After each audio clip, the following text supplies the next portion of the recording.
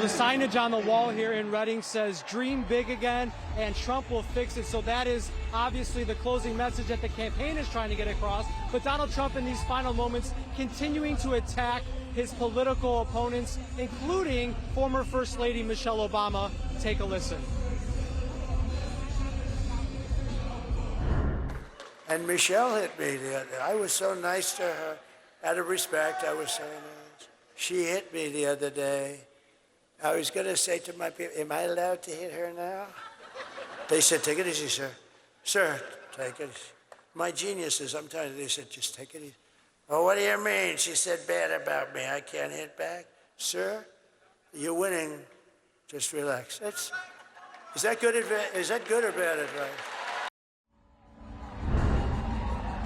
Those remarks came in North Carolina, one of two stops that the former president has in the Tar Heel state, obviously putting a lot of emphasis on North Carolina. And when talking to our team that was on the ground there, they noted that the crowd there was noticeably thin. And I will tell you, looking around this arena here, and we actually have some footage of what it looks like just an hour before Trump is scheduled to speak, and it is maybe 30% full here. Now, granted, it is a Monday.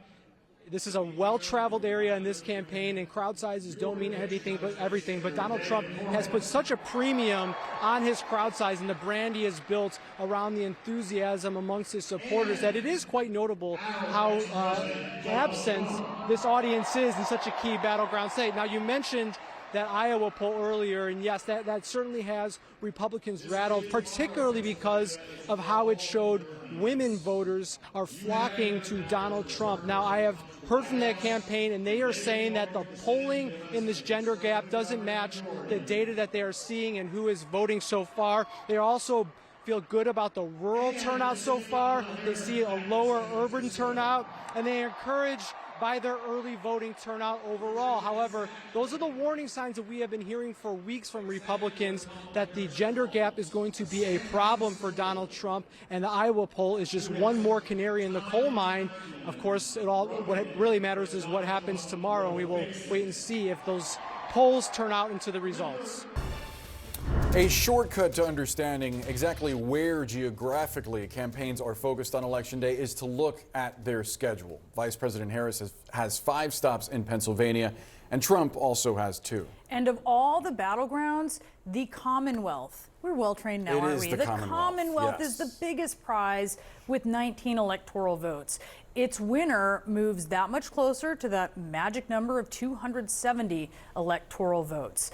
We have our panel with us now. CNN senior political analyst Gloria Borger, Alex Thompson, CNN political analyst and national reporter, political reporter for Axios. And we're also joined by Larry Sabato, director of the Center for Politics at the University of Virginia. All right, Gloria, 5 stops in Pennsylvania. Is that all? Yeah, that's how you know someone's not flying commercial. The idea of them making 5 stops anywhere in a day is kind of insane. Trump making 2.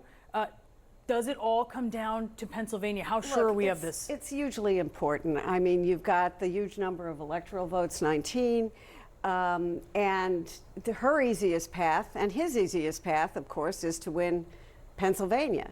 And that's why they're both spending so much time there. The thing that's interesting to me about Harris is that if you look at the latest polling from Pennsylvania, she is winning with late deciders. And that's important. There was one poll that had her winning with them by 53 to 45%. So she wants to take advantage of that. She wants to go to Pennsylvania and say, late deciders, okay, come on in, the water's fine. And so that's what she's doing there. I mean, and you know, the overall polls show that they're tied, but you've got to find the votes where they are, and that's what they're doing. They're all cherry picking them, right? Larry, what's your view of this strategy on the last day of campaigning, both for Harris and Trump?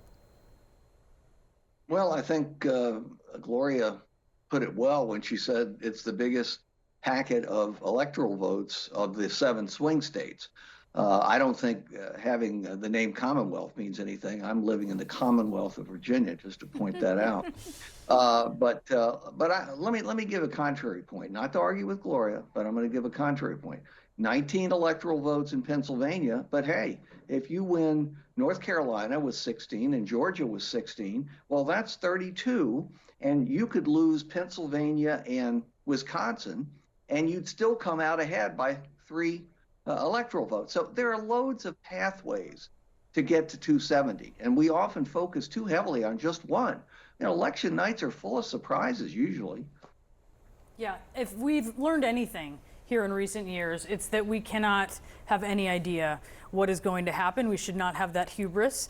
I do wonder, Alex, as we're looking at where the candidates have been going, so many visits to North Carolina, a lot of visits for Trump. What's going on here? This is the biggest change from when Joe Biden was the candidate to now when Kamala Harris is the candidate. The Trump campaign largely ignored North Carolina when Joe Biden was the candidate. The Biden campaign was spending money there and trying to make a path. And the reason was because, as Larry just said, it's 16 electoral votes. That's just 3 less than Pennsylvania. If you can carry North Carolina and then one other state, Kamala Harris can still lose Pennsylvania. And the Trump campaign knows this. That's why they are basically ramping up, and they're trying to make up the difference between when they were ignoring it. And that's why they're spending huge money. And even if Kamala Harris does not win that state, they have forced the Trump campaign to spend lots of time and money that they weren't planning on doing. Well, Harris took away some ad money, right, from North Carolina, which was a clue, perhaps, that they thought they weren't doing so well. But now they've put money back into North Carolina. So I think there's a sense in both campaigns that the race has tightened in that state. Yeah, I am curious, Alex, to get your thoughts on the op-ed that Nikki Haley put out over the weekend in the Wall Street Journal. Obviously a former presidential candidate, a former rival of Donald Trump, who said some pretty descriptive things about Trump on the campaign trail. She writes, quote, "I don't agree with Mr. Trump 100% of the time, but I do agree with him most of the time, and I disagree with Mrs. Harris nearly all the time. That makes this an easy call." How much of an appeal does this have to perhaps disaffected Republicans or independents? I think it would have a lot more appeal if she was actually out on the stump campaigning with Donald Trump, or she was speaking at Madison Square Garden. I'm not sure that a Wall Street Journal op-ed really is going to make the difference to people in rural Pennsylvania. I could be wrong, but the Nikki Haley Donald Trump relationship is fascinating because clearly it became very strained during the primary, and they basically have been, are you going to call me first? Are you going to call me first? And like this entire time, and that's why she's not on the trail. She basically said, I'll go on the trail, but he has to call me, and Donald Trump didn't want to call her. Yeah, Larry, what do you think? Is this a missed opportunity for Trump, or the fact that it would bring up all of the things that Nikki Haley has said about Donald Trump in the final days of the election? Is that something he really wants to deal with? What do you see the net here being? Well, the first thing is it's way too late for Nikki Haley to have any impact. I think even if she were out there personally campaigning with Trump, it's election eve. And how many millions of people have already voted? Probably half of what the final result will be, maybe more than half. Second, for the most part, while voters are intelligent, they're not going to be scouring the newspapers for advertisements or op-eds from Nikki Haley or anybody else at this point. And third, isn't this just typical Trump? He can't bury any hatchet except in his opponent's back. And so that's what he wants with Nikki Haley. He wants her to do what Mitt Romney did. Remember when Mitt Romney wanted to be Secretary of State and he came crawling to Trump to get to be Secretary of State? Trump embarrassed him at the dinner they had, and then embarrassed him a little bit later by refusing his entreaties and not asking him to be Secretary of State. So this is the way Trump operates. And Nikki Haley knows that better than anybody. I think she was trying to do cleanup in the Wall Street Journal because she came out and said, you're trying to appeal to the bro vote too much, and you've got to stop doing that. And that wasn't well received by Donald Trump or the people around him. And so I think she wrote this op-ed saying, I really agree with him on the issues, et cetera. And he is the one, you're right, he is the one who didn't want her on the campaign trail. He's never going to forgive her for what she said about him. She said some pretty bad things about him, like he was unhinged, for example, and too old to be president.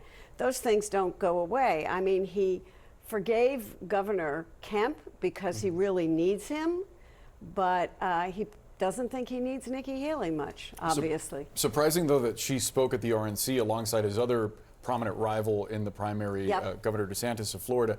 Larry, I wanted to get your thoughts on something that Gloria just pointed out, and it's this idea that the Trump campaign is trying to go after the bro vote. Especially young men are typically not the most active voters. These are lower propensity, lower information voters. How big a bet is that? And have you ever seen an election before where both campaigns are seemingly talking to two different camps because they're going for the bro vote while Harris is trying to court young women? Well, between the two, obviously, you would pick the women. They're 53% of the electorate. They're a majority in all 50 states and the District of Columbia. So the potential payoff there is much greater for Harris. As far as the bro vote is concerned, and I'm a little too old to be talking about bros, but I just don't think it's going to pay off to the degree that the Trump people think. Not only do they have a low propensity to vote, but you have to divide them into two. There are bros who are college educated. Now, they're more likely to vote, but they probably would split their votes. They're not going to be overwhelmingly for Donald Trump. It's the non-college young males who would be strongly for Donald Trump, and they're the toughest to get out.